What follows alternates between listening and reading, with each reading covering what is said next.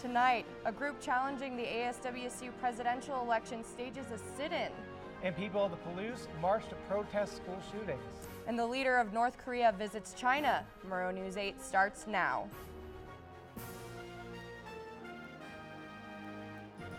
From Studio B on the campus of Washington State University, this is Pullman's only nightly newscast. This is Murrow News 8. Good evening, I'm Brooke Wolford. And I'm Daryl Bivens. Welcome to Murrow News 8. Right now on campus, students are staging a Senate sit-in to prevent ASWSU President and Vice President-elect from taking office. Jesse Maywald joins us live from the Cub to explain the motives of the group. Jesse? Thanks, Brooke. As you can see behind me, students are gathering in order to draw attention to the ongoing petition regarding ASWSU's call to remove Rogers and Parcham from their newly elected president and vice president positions. Students are also gathering here in hopes to ask for a new election here in the future.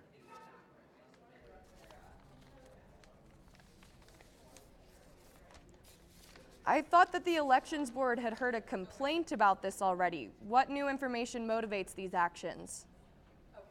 Well, a member of the Rogers Parcham campaign, Ryan O'Day, released a statement revealing text messages showing text between him and Rogers. Rogers was aware in these text messages that after she stated publicly that she didn't know that the posters were going to be posted. Now, students are gathering here because they want her to be held accountable for lying. Live in the Cub, Jesse Maywald, Murrow News 8. Thanks, Jesse. In other Wazoo news, another men's basketball player announced his decision to leave the program. Sophomore guard Malachi Flynn tweeted his intentions to transfer to another school, saying he believes the move represents his best interests. However, he did not indicate where he plans to go.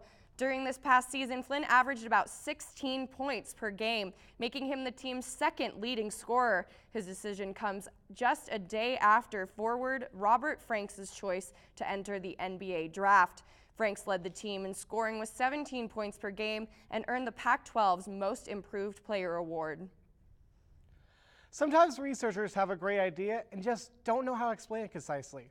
For that reason, officials at Washington State University decided to participate in the National 3-Minute Thesis Competition.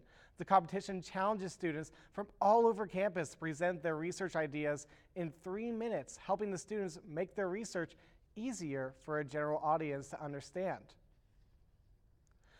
The winner of the competition received $3,000 to travel to a conference of their choice. The second place winner will receive $1,500, and the third place winner will receive $500. Moving over to the University of Idaho, the Associated Students of the University of Idaho will consider a resolution requesting that U of I President Chuck Staben fire Athletic Director Rob Spear. The motive for the demand comes as a response to the mishandling of sexual assault allegations of 2 female athletes against a member of the football team back in 2013.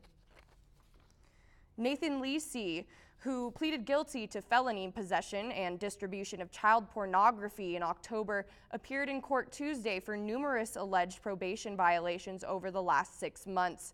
Lisi allegedly failed to report to his probation officer or to sex offender treatment. The Second District Court Judge John Stegner amended the terms of Lisi's probation to include mental health treatment until the court meets again on May 21st to reevaluate. Local organizers joined the National March for Our Lives movement with a march and rally in Moscow. The event began at 1 p.m. on Saturday at Friendship Square, followed by a march to East City Park, where organizers held a rally at 1:30. The rally included speakers, music, and voter registration opportunities. Students as young as 9 years old participated and even spoke about their concerns over gun policies in the U.S., and protesters chanted "Enough is enough" through the streets of Moscow. The event follows national movements sparked by the Marjorie Stoneman Douglas High School shooting in Parkland, Florida back in February. Over the weekend, dancers and musicians from the University of Idaho came together for their yearly Dancers, Drummers, and Dreamers performance. A combined effort of the U of I dance program and the Lionel Hampton School of Music, the show brings the two programs together for a show that moves from start to finish without stopping. This year marks the 27th anniversary of Dancers, Drummers, and Dreamers and will return for 2019. Also in Moscow, members of the Palouse came together to support the Northwest Cancer Foundation of Hope by playing bunco. Participants at the event often include either people who face cancer themselves or family members who have. All the proceeds from the games get sent directly to the Northwest Cancer Foundation to assist cancer patients in our community. You don't have to be rich or poor. You just have cancer, and we want to touch your life in a positive way. And so our criteria is very simple. You live in Whitman or Latah County. You're battling this horrible disease, and we want to give you some relief from that. The organization has a goal of raising $20,000. If you wish to help the cause, be on the lookout for more events in the future. People flying out of Lewiston will soon have one less airplane option to choose from. Officials at the Horizon Airlines will pull out of Lewiston August 25th due to poor financial performance. Horizon Airlines will move their resources over to the Pullman Moscow Regional Airport the very next day and will become another daily flight option for those traveling between Pullman and Seattle. When we come back, Washington's Attorney General joins another lawsuit against the Trump administration. And the French people gather to honor a police officer who made the ultimate sacrifice. We'll be right back.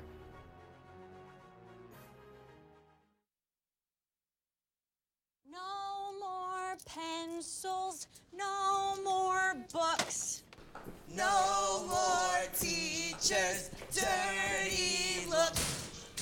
School's out for summer. School's out forever. School's out with fever. School's out completely. What this place needed was better graduation rates. So we worked with schools like Henry Ford High, and now they're up 18%. And it can happen in every place. School's out for summer. To help us do more good this year, go to unitedway.org because great things happen when we live united.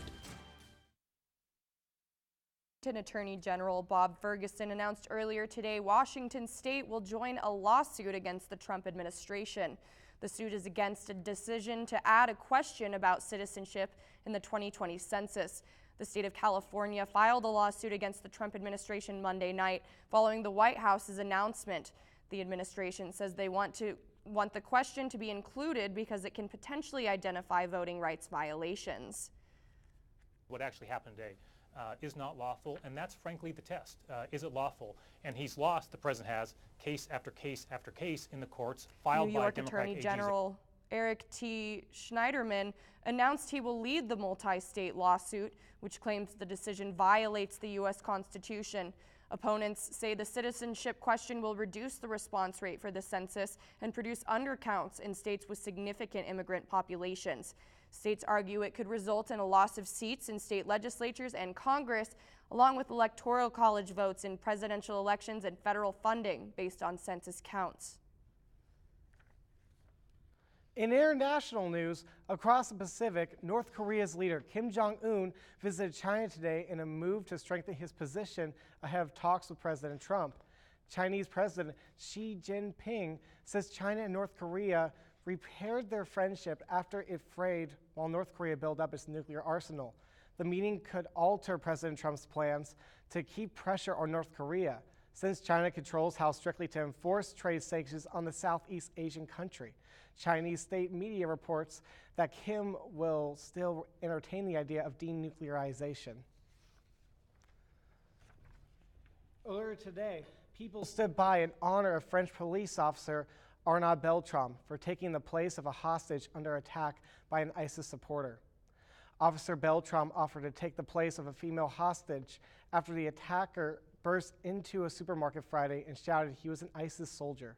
The attacker, a 26-year-old Moroccan-born French national, both stabbed and shot the 45-year-old officer several times. Beltrame died Saturday as a result of his injuries. Well, that is such a courageous man. God bless his soul. Coming up, Dax McCoy joins us with today's weather and his 5-day forecast. A coat and umbrella for Easter egg hunts this upcoming Easter. Stay tuned. Really interesting to hear about. Are you excited?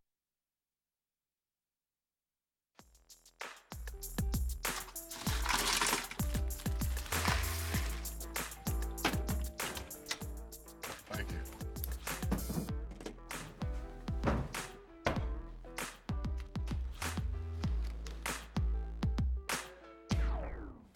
You got a king? Go fish. In your face, in your face. The smallest moments can have the biggest impact on a child's life. Take time to be a dad today. Can you help me with this? My new dad teaches me all kinds of stuff. Sure. He helps me with homework. That would be 3.6795. Thanks. Yep. He helps me with my decision making. I wouldn't use this one. Ever. And he's even teaching me how to drive. And that's why cars have bumpers. I'm learning so much. You don't have to be perfect to be a perfect parent. Thousands of kids in foster care will take you just as you are. Well, the sun broke out today, and I don't know about you, but I'm very much enjoying it. Hey, Dax, will the sun stay with us this week and maybe even get warmer as we head into April? Well, Brooke, you know, it could stay with us. We'll get into that a little bit further as we get deeper into the 5-day forecast. Good Wednesday to you both and everybody else back at home. Well, today it was a little bit cooler compared to the last couple days that we've had. But we did see the sun break out today compared to the last couple days that we had, where it was a little bit rainy. We had some showers here and there. But as we look ahead into the rest of the state, we can notice that in Pullman, we were a little bit colder than the rest of the state. As we moved a little bit further towards the center of the state, Yakima, real warm compared to the rest of the state. And then on the east side, it was about the same as on our side. So they didn't get an advantage like they did, like they normally seem to do. Looking ahead to tomorrow, we'll start off a little cold. There shouldn't be any frost on your cars or anything like that. In the afternoon, it'll get a little bit warmer, and then we'll top out at about 52 degrees towards the end of the evening, around dinner time.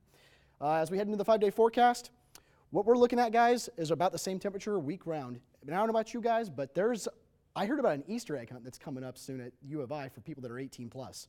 Back to you guys. After the break, you'll soon be able to show your love for donuts while you run to burn the calories off. The shoes you need to see to believe this when we come back. Gosh, that's really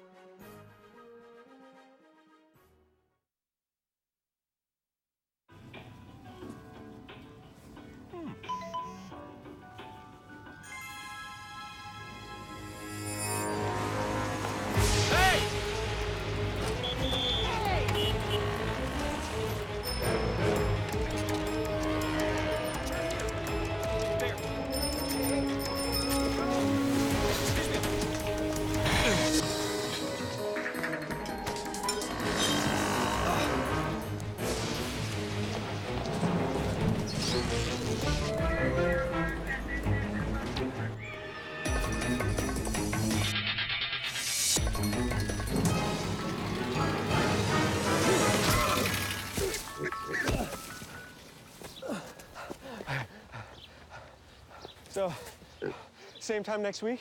Well, of course. Put away a few bucks, feel like $1 million.